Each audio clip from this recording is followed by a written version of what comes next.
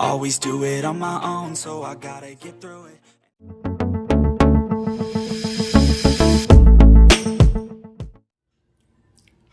Welcome back to my channel. Today I'm going to make easy dog biscuit treats, homemade. So I have this flour. This is a pancake mix that I'm using, but you can also use whole wheat flour, baking flour, or all-purpose flour. Then some peanut butter, baking soda, baking powder, and 2 eggs. And some measuring cup, measuring spoon, whisker, spatulas, and I'm going to use this one to make the small biscuits. This is a icing maker, I think, toppings, with a small holder. You can also use just measure 1 teaspoon per serving, or how big you need for your dog treats. So first thing is mix your dry ingredients. I'm just gonna whisk, sift. I'm gonna sift my flour. Only need 1 cup of flour. There, 1 cup.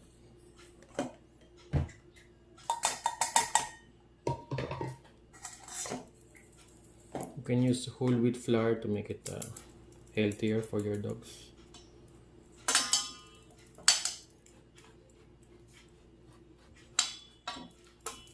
So because when you buy your dog biscuits, you don't know what they put in there. A lot of preservatives, a lot of don't know what they put inside.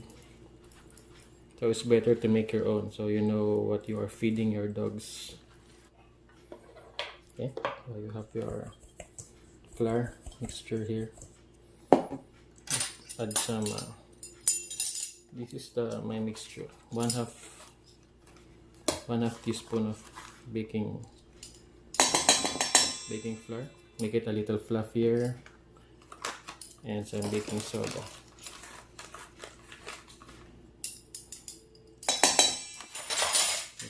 Mix this up.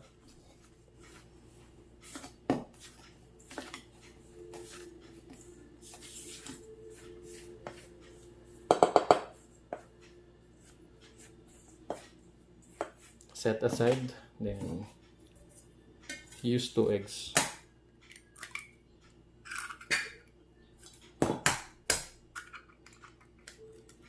This is just a simple recipe. You can then just whisk the egg,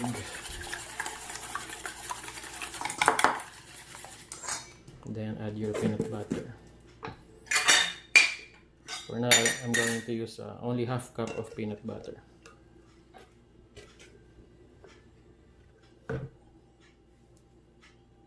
Sorry about that.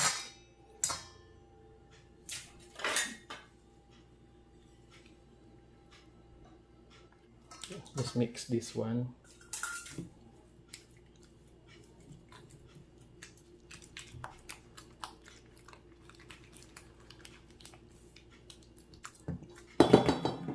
Then mix this all together with your dry mixture.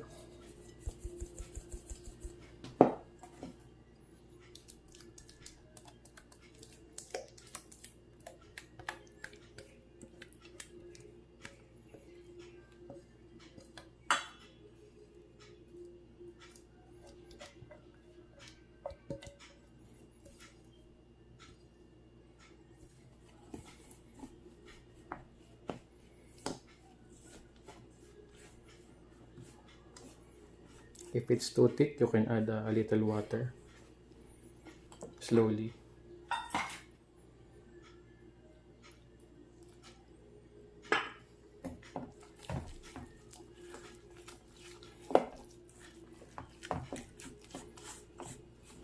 You can use molds like the dog biscuit mold the bone molds for the treats.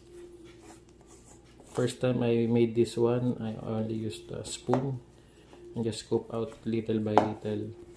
So I have small sizes of treats. We just mix this thoroughly.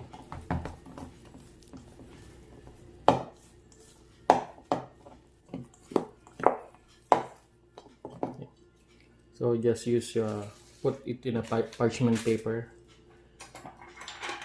Let me try this one if this will work. I'm just going to use a little one only.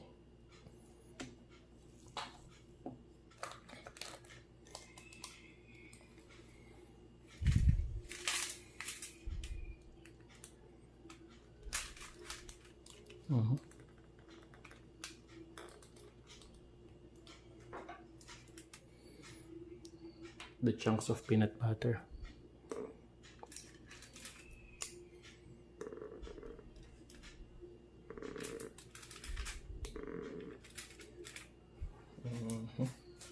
Make small bite-size treats for my doggy.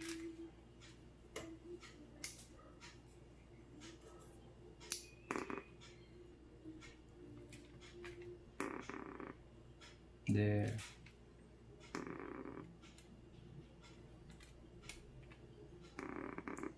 Just leave a little space because it will expand a little bit when you're going to bake it. So I'm going to redo this one, this little one.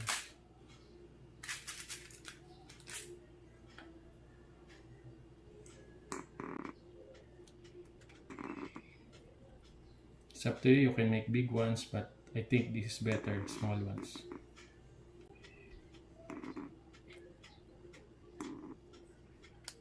This will last for up to 3 days at room temperature in a sealed container.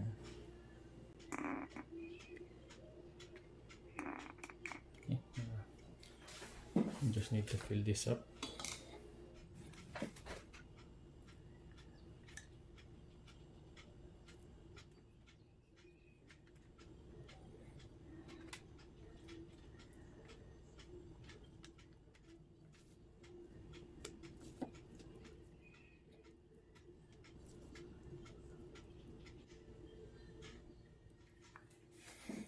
So if you don't have this one, just scoop out little bits of the butter.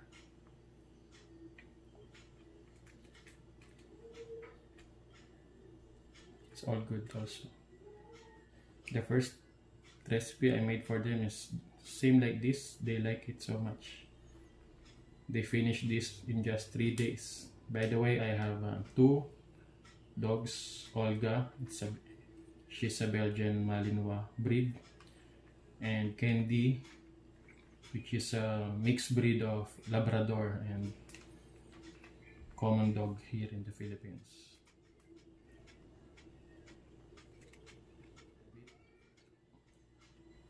So if they stick together, it's easily separated because it's going to be dry and a little crispy, crunchy, just like a biscuit.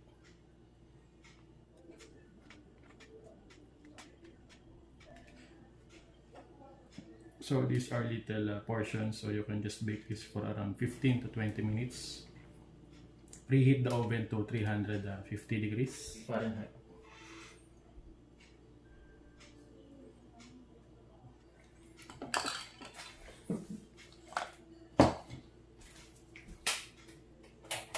It will look like this.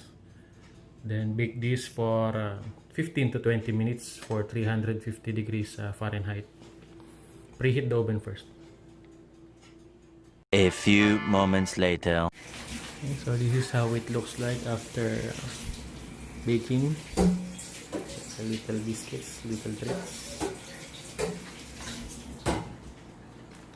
And just cool it down.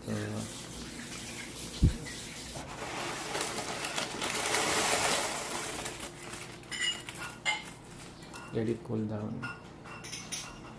Okay, so this is the last batch. We'll just bake this for another 15 to 20 minutes for 350 degrees Fahrenheit. So ayan, nakita nyo silang dalawa. Ito yung treats natin. Excited na yun.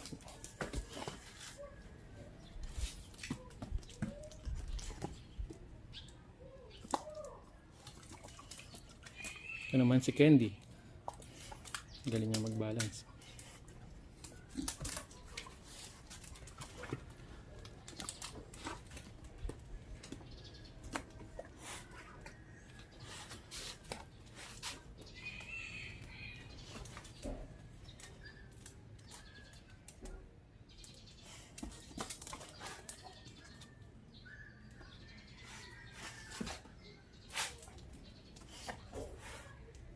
Ito si Olga.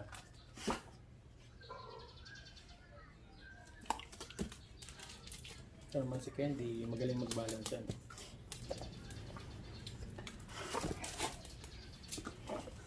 Last one. Up! Chiring!